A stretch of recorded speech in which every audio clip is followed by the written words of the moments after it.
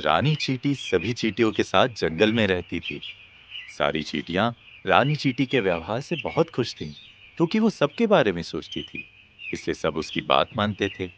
सभी चींटियां मिलकर अपना नया घर बना रही थीं। रानी चींटी टीले के ऊपर खड़ी है। सारी चींटियां एक लाइन में हैं और एक दूसरे को मिट्टी के छोटे छोटे टुकड़े पास करती जा रही हैं। दूसरी तरफ चींटियों ने एक लकड़ी और ट्री वाइन की मदद से एक स्लिंग शॉट टाइप का शेप बनाया हुआ है, जिसमें वो एक मिट्टी का क्यूब फंसाकर ऊपर शूट करती हैं। ऊपर कुछ चींटियां उसे कैच करके घर बना रही हैं। ऐसे घर बनाने में तो बहुत समय लगेगा। सही कहा, पर इसी तरह मन लगाकर काम करने से जल्द ही हमारा घर तैयार हो जाएगा। फिर हम उसमें आराम से रह सकेंगे। ये भी तो सोचो।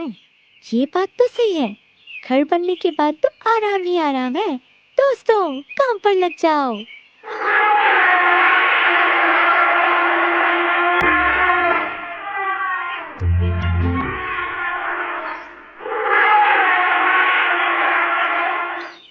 सबको डराया, बड़ा मजा आया। ये है अप्पू हाथी। ये भी इसी जंगल में रहता है, जो बहुत शैतान था और सभी जानवर उसकी शैतानी से परेशान थे। हम देखते हैं एक बंदर पेड़ में बैठा हुआ है। हाथी पेड़ के नीचे से गुजर रहा है और अपनी सूंड से पेड़ की डाल को खींच के छोड़ देता है, जिससे बंदर एक दूसरी डाल से टकराकर नीचे आराम कर रहे एक भेड़िए पर गिरता है। अप्पू उन दोनों पर हंसता है। अप्पू, तुम्हें दिखाई नहीं दे रहा? हम यहाँ खेल रहे थे। अप्पू की शैतानियां रोज रोज बढ़ती ही जा रही हैं। इसने मुझे भी पेड़ से गिरा दिया। हाँ तो क्या कर लोगे? ये मेरा जंगल है, मैं जो चाहूँ वो करूँगा। ये जंगल जितना तुम्हारा है उतना हमारा भी है अप्पू, याद रखना। लेकिन अप्पू अपने घमंड में चूर था और उसने किसी की बात नहीं सुनी और नहाकर वहां से चला गया। इधर चींटियों का घर बन चुका था और वो अब अपने लिए खाना इकट्ठा कर रही थी। तभी अप्पू वहां आता है। हम देखते हैं सारी चींटियां वैसे ही एक दूसरे को खाना पास करती हैं और वो खाना टीले के अंदर डाल रही हैं। इतनी मेहनत, वो भी ऐसा घर बनाने के लिए।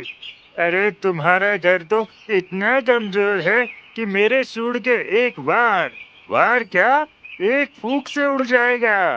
दिखाऊं दिखाऊं। अप्पू ने शैतानी में आकर बेचारी चींटियों का घर तोड़ दिया। रानी चींटी को ये देख बहुत बुरा लगा।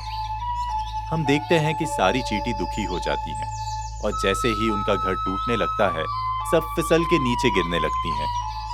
रुको अप्पू, ऐसा मत करो। इस घर को बनाने में हम सबने बहुत मेहनत की है। ये हमारा एकमात्र ठिकाना है। इसे तोड़ के तुम ठीक नहीं कर रहे हो। छोटी सी चींटी, अब मुझे सिखाओगी? ये मेरा जंगल है, यहाँ मैं जो चाहूंगा वो करूंगा। अप्पू, तुम बहुत घमंडी हो। याद रहे, ये जंगल सिर्फ तुम्हारा नहीं, सभी जानवरों का है और हम सबको यहाँ मिलजुल कर रहना चाहिए। क्या पता हमें कब किसकी जरूरत पड़ जाए। हमें एक दूसरे को परेशान करने की जगह एक दूसरे की मदद करनी चाहिए। अपना साइज देखा है और मेरा साइज देखो। आखिर तुम मेरी क्या मदद आओगी? चलो जाओ यहाँ से। बड़े आए मेरी मदद करने वाले। अप्पू हाथी वहां से चला गया और फिर एक दिन जंगल में एक शिकारी आया और उसकी नजर अप्पू पर गई। हम देखते हैं अप्पू मदमस्त होकर चला जा रहा है। रास्ते में एक पेड़ से वो खुजली करता है, जिससे पेड़ हिलता है और पेड़ में बना चिड़ियों का घोंसला नीचे गिर जाता है। अप्पू उन्हें देखकर हंसता है। वाह, ये हाथी तो बहुत बड़ा और मजबूत है। इसे बेचकर तो मैं बहुत पैसे कमा सकता हूँ। इसको तो मैं पकड़ के रहूंगा। हो गया काम। अब हाथी के आते ही मैं उसे जाल में फंसा के पकड़ लूंगा। अप्पू, देख के नहीं चल सकते? मैं देख के क्यों चलूं? तुम देख के खेलो। बचाओ बचाओ। अब आया ना हाथी जाल के नीचे। अप्पू शिकारी के जाल में फंस चुका था। शिकारी उसे चुपके देख ही रहा था। तभी अप्पू की आवाज सुनकर रानी चींटी वहां आती है और उसकी नजर शिकारी पर पड़ती है। अप्पू को फंसा हुआ देख उसको दया आ गई। रानी चींटी ने अप्पू की मदद करने की सोची। रानी चींटी अप्पू के पास जाती है। अप्पू, मेरे दोस्त, तुम घबराओ मत, मैं आ गई हूँ। मैं तुम्हारी मदद करूंगी और तुम्हें यहाँ से निकाल लूंगी। और रही इस शिकारी की बात, तो इसको तो हम मजा चखा देंगे। चलो साथियों। अरे बचाओ, कोई बचाओ इन चींटियों से, बचाओ। ये तो मुझ शिकारी का ही शिकार कर रही हैं, बचाओ।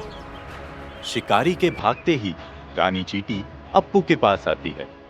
शिकारी तो चला गया, लेकिन मैं इस जाल से बाहर कैसे निकलूंगा? मेरे पास इसका भी उपाय है। तुम यहीं रुको, मैं अभी आई। चूहे राजा, मेरे दोस्त, बाहर आओ दोस्त, तुम्हारी मदद चाहिए। क्या हुआ चींटी रानी? इतनी परेशान क्यों हो? वो अप्पू शिकारी की जाल में फंस गया है। जरा जाल काटने में मदद कर दो, बेचारा बहुत परेशान है। ये तो एक दिन होना ही था। ये सब अप्पू की शैतानियों का फल है।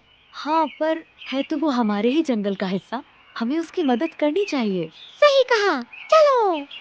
चूहा जल्दी से अपने दोस्तों के साथ अप्पू के पास आता है और सब मिलकर जल्दी से अप्पू का जाल अपने नुकीले दांतों से काट देते हैं। अप्पू आजाद हो जाता है और उसे अपनी गलती का एहसास होता है। मुझे माफ कर दो चींटी रानी, मैंने तुम लोगों का घर तोड़कर बहुत गलत किया।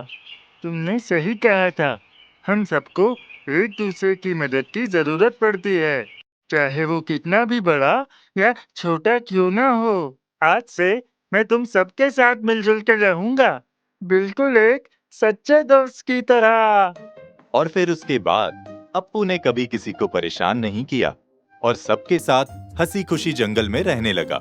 हम देखते हैं कि अप्पू जंगल में बैठा है, सारे छोटे जानवर उसके आसपास खेल रहे हैं और सब एंजॉय कर रहे हैं।